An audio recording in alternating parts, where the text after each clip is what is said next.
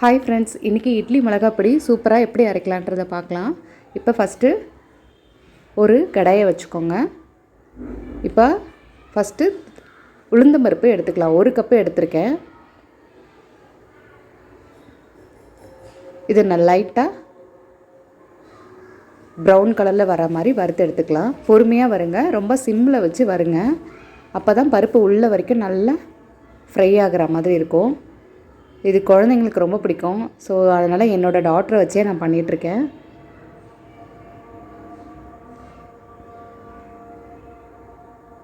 இட்லி மிளகாப்பொடி ரொம்ப ஹெல்த்துக்கு நல்லது தான். ஸோ ஆயில் நல்லெண்ணெய் விட்டு நீங்கள் கொடுங்க குழந்தைங்களுக்கு. மார்னிங் பிரேக்ஃபாஸ்ட்டுக்கு சட்னி சாப்பிட்லைனாலும் பரவாயில்ல, இந்த மிளகாப்பொடியை போட்டு ஃப்ரை பண்ணி கொடுத்தா கூட குழந்தைங்க ஈஸியாக கிறிஸ்பியாக இருக்கிறதுனால சாப்பிடுவாங்க. ஸோ மிளகாப்பொடி ஹெல்த்தி தான். இப்போ காஞ்ச மிளகாய் ஒரு 6லேருந்து 8 எடுத்திருக்கேன் நான். காரம் அதிகமாக தேவைப்படுறதா இருந்தால் 8 போட்டுக்கோங்க, இல்லை கம்மியாக வேணும்னா 6 போட்டுக்கோங்க.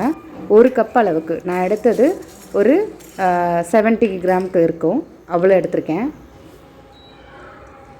இப்போ மிளகாவோட உளுந்து சேர்ந்து வறுபடும் போது சீக்கிரமாக வறுத்துடும். இப்போ கடலைப்பருப்பு ஒரு 80% எடுத்திருக்கேன். கப்பில் கொஞ்சம் கம்மியாக இருக்க மாதிரி எடுத்துக்கோங்க கடலைப்பருப்பை. இப்போ இதை வறுத்து எடுத்துக்கலாம். ஆக்சுவலாக உளுத்தப்பருப்பு தனியாக வறுக்கணும், கடலைப்பருப்பு தனியாக வறுக்கணும். சில பேர் ஒன்றா அரைப்பாங்க. ஆக்சுவலாக ஒவ்வொரு பருப்புக்கும் ஒரு ஸ்டீம் லெவல் இருக்கும். ஸோ அதனால் கடலைப்பருப்பை செகண்டாக வறுத்துக்கோங்க. இப்போது நான் 20% கம்மியாக எடுத்த இல்லைங்களா, அதுக்கு பருப்பை போடணும். ஸோ டேஸ்ட்டும் நல்லாயிருக்கும். 3 பருப்பும் சேரும்போது அதோடய சுவையே ரொம்ப நல்லாயிருக்கும்.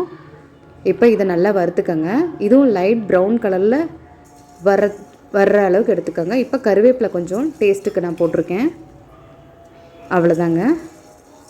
இதை நல்லா வறுத்துட்டு இதையும் பிளேட்டில் ட்ரான்ஸ்ஃபர் பண்ணிக்கோங்க.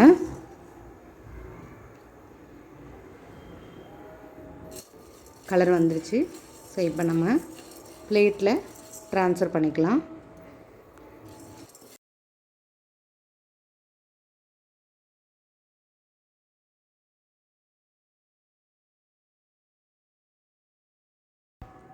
இப்போ அதே பேனில், சூடாக இருக்க பேன்லேயே வெள்ளை எள் எடுத்திருக்கேன். இது ஒரு சின்ன அந்த கப்பில் 1/4 கப்பு எடுத்தோம் இல்லைங்களா, அந்த அளவில் கொஞ்சமாக எடுத்துக்கோங்க. எள் குழந்தைங்களுக்கு நல்லா வெயிட் போடும். அட் த சேம் டைம் இது ஹீட்டு. உளுந்து அதிகமாக போடும்போது எள் ஒன்றும் பிரச்சனை பண்ணாது. ஸோ கரெக்டான அளவு மெஷர்மெண்ட் இது. கருப்பு எள் போட்டிங்கன்னா மிளகாப்பொடி கலர் கொஞ்சம் டிஃப்ரெண்ட்டாக இருக்க மாதிரி இருக்கும். ஸோ நான் ஒயிட் கலரில் எடுத்திருக்கேன். இது நல்லா வறுபடணும். கடைசியில் வெடிக்கிற அளவுக்கு வச்சுட்டு ஆஃப் பண்ணிவிடுங்க. குழந்தைங்களோட பண்ணும்போது வெடிக்கும். ஸோ அதனால் மூடி போட்டு மூடியும் வச்சு பண்ணலாம்.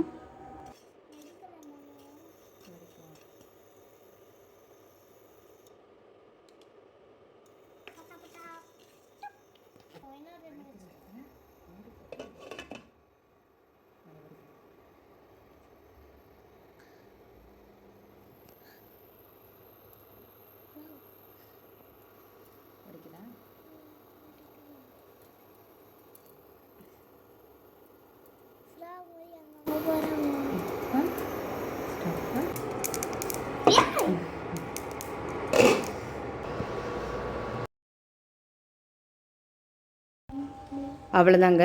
இப்போ அதை எடுத்து திரும்பவும் அதை பிளேட்டில் ட்ரான்ஸ்ஃபர் பண்ணி வைக்கலாம். இது நல்லா ஆற விடுங்க ஃபேன் காற்றுல. இது ஆற விட்டுட்டு மிக்ஸி ஜாரில் அரைக்கும் போது உப்பும் பெருங்காய பொடியும் போடணும். கல் பெருங்காயம் இருந்தால் போடலாம்.